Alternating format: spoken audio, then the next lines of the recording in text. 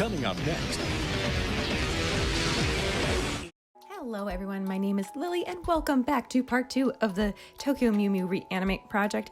If you guys didn't know, Tokyo Mew Mew / Mew Mew Power for those in the United States was a magical girl sci-fi anime that came out in the early 2000s. It was also a manga as well, and it was recently announced that they're getting a revival. We're so excited. You can see the new voice actresses here, and so to celebrate, Hiki Yagami put together a Reanimate project, which is super fun. I'm so happy that I get to be a part of it because this was one of my favorite animes when I was a kid.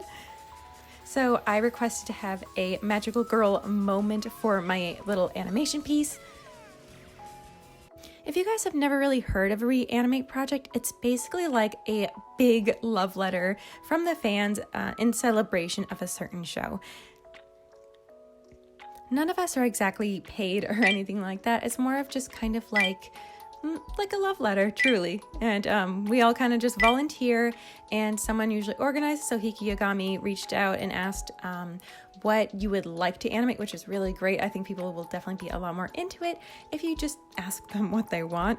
So I suggested, I really wanted Miu Ichigo. She's the main character. Her name translates to strawberry. What is not to love about her? She is super duper cute. So I wanted to animate her since she was always my favorite growing up. And I wanted something that was kind of magical girl-y, like something that has a transformation, something that's kind of in like a dreamy background, not necessarily something that was like at her school or at the cafe, which would also have been fun. But I wanted something like very ethereal and action-packed and powerful. So yeah, I asked for like either like transformation and a little to no dialogue because doing the lip sync is so annoying sometimes. So I was so lucky that I got to be assigned her power-up attack. So for some reason, in English, they translated it to Rose Bell, which I don't believe it was ever called the Rose Bell in the original Japanese or in the manga. It was just kind of one of those weird for kids things. By the way, we are doing this Reanimate project in English because I believe the majority of people who are participating are from English-speaking locations. So yeah, we're doing Mew Zoe. Her name was Zoe. This was a time when, like 2004, don't quote me on that, but they didn't want like kids who are watching these Saturday morning cartoons to like be confused about other cultures, so they completely erased, like literally erased anything that was Japanese in the show. Like you would be like watching the characters walk down a street and all the signs were just blank, like menus were blank, store signs were blank, they lived in blank city, USA. It was just like so weird, and it's kind of like the jelly filled donuts, if you guys remember that. But like as a kid, like you know better, you're like, why are they saying this? This is clearly something else. And they would like do their best to Americanize it as much as possible. So we have Mew Zoe here. And so with the change from the Strawberry Bell or anything like that, this is the Rose Bell. So I want to really like kind of embrace that. And so you could see there I had the rose petals and they were kind of swirling around her, and I like this idea of things twirling. As you guys can see, most of my stuff contains twirling, which is just super fun and challenging. I don't know why I do that to myself, but it's a lot of fun. So I just kind of wanted the rose petals to swirl around her, and as they do, they kind of like bring power to the bell, and then she can bring it down and bring the attack. And you guys could see in the previous one, part 1, if you haven't seen it, it kind of gets it like as a rose and then it turns into the bell, and it was this kind of challenge of like, how do I change this rose into the bell?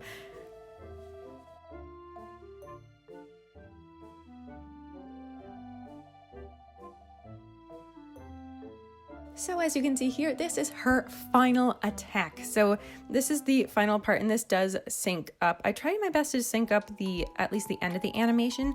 They didn't necessarily say that it had to be exactly like the original, so I embellished a lot, as you guys can see later on in the comparison. I'll walk you through like the original and then the final, which will be super fun. I can't wait. So yeah, so here I kind of embellished a lot more. She does a lot more like flips and different little things. Like the rose petals weren't part of the original animation, obviously, because it was never called the Rose Bell, and they just it's just the same animation, they just translate it different.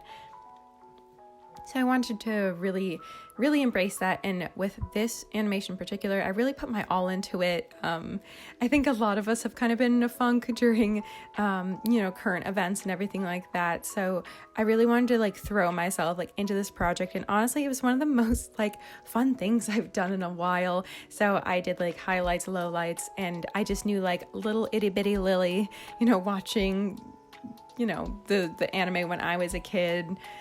I would have wanted to do my very best on this, and it would have been like a dream come true to have my my art and animation like associated with one of my favorites, most inspiring properties. I heard that they actually had a pop-up cafe in Japan. I'm so jealous. I wish I could go. Obviously, we can't really travel right now, so this is the best we got. As I was saying, as you can see here, I did want to match up at least the very end of my animation because it'll be continuing onto somebody else. Everybody gets about 9 seconds. It all depends. I'm sure it's not exact, but I got 9 seconds for mine. They do kind of gauge your experience that you have with animation. So they trusted me with this kind of like slightly longer form thing since I have done a lot of magical girl things. This is by far the best, so don't go back and watch any of the others. But the important thing is that we're always improving and always learning, and we try our best not to judge ourselves when it comes to this stuff. The important thing is that it looks better than it did anyway. So this was a really tricky project. What I've been doing lately is kind of copying and pasting and having like 2 Toon Boom windows open. I did that for my recent one with the Among Us animation, which was really fun. Nobody watched the video, but it was really fun. Not nobody, but you know what I mean. That was super fun to animate and a lot less tricky than this. But this one, I just like, it's all layers. So you can see her arms are on top of her still body in the back. Oh, going back to do some twirling. So I wanted this one to kind of, like railway tracks of those like kids games. I wanted this railroad track to perfectly snap into place with the next one. So the next person's isn't jarring next to mine. So like I didn't mess up their staging or something like that. I might have messed up the staging at the beginning of this. But you know what? Oh, well, it's fun. It's fine. I just, it's just for fun, really. But I wanted to kind of like set up the next person in line for, I think it's kind of like her twirling it anyway. So it's fine. But I was so happy to get this little Rose Bell moment here. I can't wait to see what everybody else does. I'm so excited. We have like a private Discord server where we kind of post our in progress work or background designs, and there are so many super talented people that are on this project, and I'm so excited to see what they do. And that's one of the best parts of this is like discovering new artists and getting your name out there. And I am 0 out of 10 here for like getting paid and exposure, but none of us are getting paid. This is just like a exploration / kind of like volunteer thing that we're all doing just for the fun of it, and it really does get our names out there, truly. And you get to meet new artists and appreciate what they do. We are all doing this on our own merit, on our own time. I personally used Procreate for the backgrounds, and I used Toon Boom, as I mentioned before, for this animation. I'm learning all the time more and more about Toon Boom, which is really, really great. I'm glad I got this time to do this.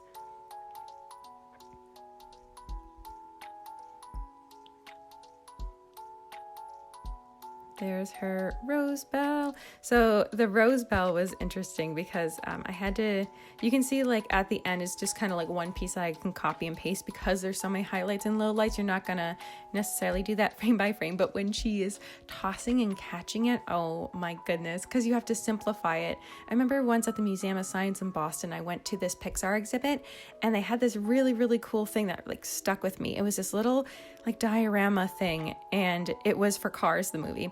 And in the front, like in your, like closest to your view, there was like Lightning McQueen. And then you like go farther and farther back and there's cars trailing him in this little diorama. So you could flip a switch and the cars would change in the background. Like, they would become either more detailed or less detailed, and you keep flipping and flipping them. And you would think like detailed close up versus far away, is very, very different. But it's not like you should always have them so highly detailed. They actually read a lot better if they're simplified. So you would flip the car that's, trailing Lightning McQueen, and then it would be a car without its stickers anymore. And from your point of view in the diorama, you could see that it actually read as a much clearer picture without details. So I kind of always have kept that in mind ever since. That was very interesting. I think they did the Science or the Art of Pixar. I think it was a traveling show, so you might have seen it in somewhere near you. I know they went to California as well, but that was a very interesting exhibit. I learned a lot.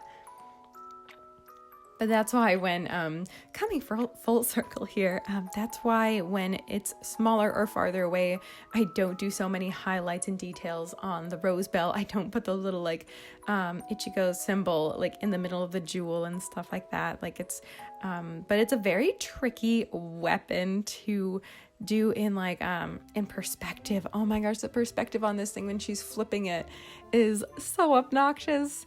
And all of the lacing her fingers through it and everything. It was so challenging. But I think probably the easiest one would be Mew Lettuce's, or oh gosh, what's her name? Mew Bridget in English.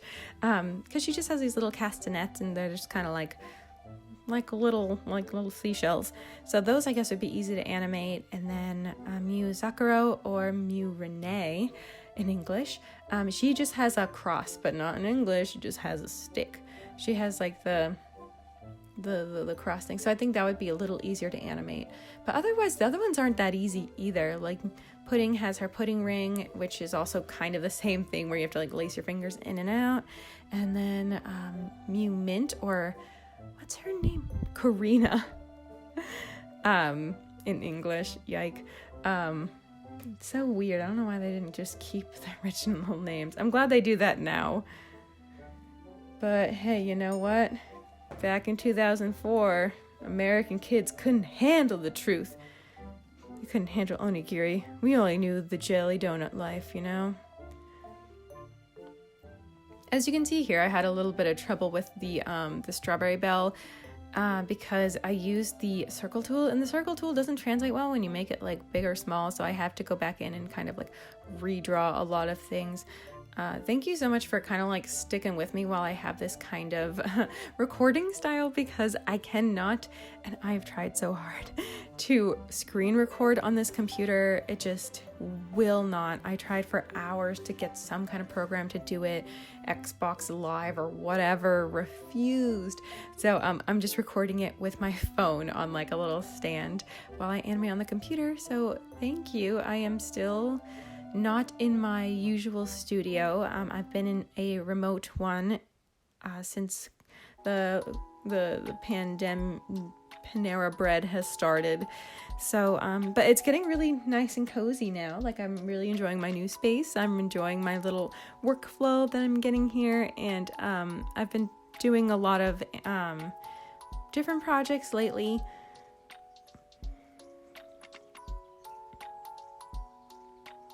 Here, as you can see, there is that little bit of a bell ring. There are so many details in this animation. When even I watch them back, I don't even remember that they exist. But I guess that's the idea, is it fits so well that you don't even notice. So there is this little bell chiming, which I really enjoy. Little ding dong, as she's holding it high above her head because it's so full of power. And something I really wanted to communicate with this one was the power that's going through this special weapon of hers, because it's a magical girl weapon. It's just kind of this overall the power of friendship and glitter and stuff. And so it's not a very literal force. I guess Mew Mint is a little more because it's an arrow. You can be oh yeah, it's piercing. This one is just sparkle attack, or just Rose Bell full power, which you will hear a lot coming up soon.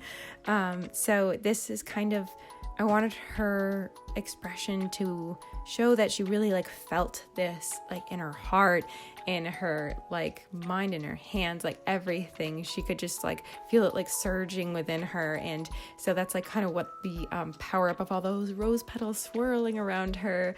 And when I screened this to one of my close friends, she said her expression really showed that she got more and more confident as these 9 seconds went on. And that was definitely the idea, where she was she was kind of casual at first, where she goes Rosebell, and then she kind of gets this more determined look in her brows, and her eyes are kind of like looking over her eyelashes, and it's this kind of just like she gets more and more confident and like not like devilish, but she kind of gets this like this confidence that she has that power and she knows that she can accomplish whatever she's doing. I know that sounds kind of cheesy, but I wanted her, even in just 9 seconds, to change from this kind of casual acceptance of, you know, this is my power, and having it suddenly like just elevated and have that like come to her and be like almost like overwhelming, because she goes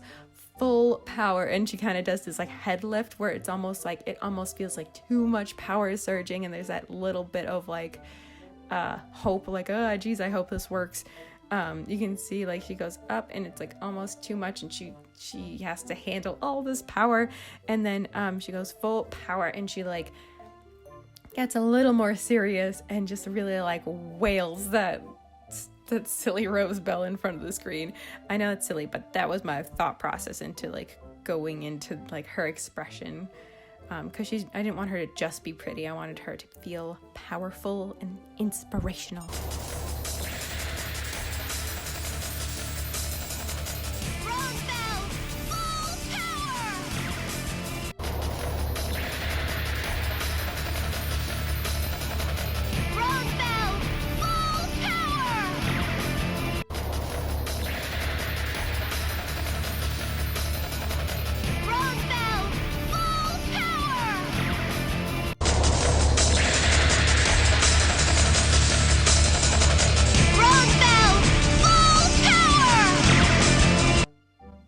Shout out to fan art of the week. This is by Super Sarahi64. Thank you so much. I love the lace detailing and the poofy sleeves. You did such an awesome job. I also love her bangs. They're super duper cute.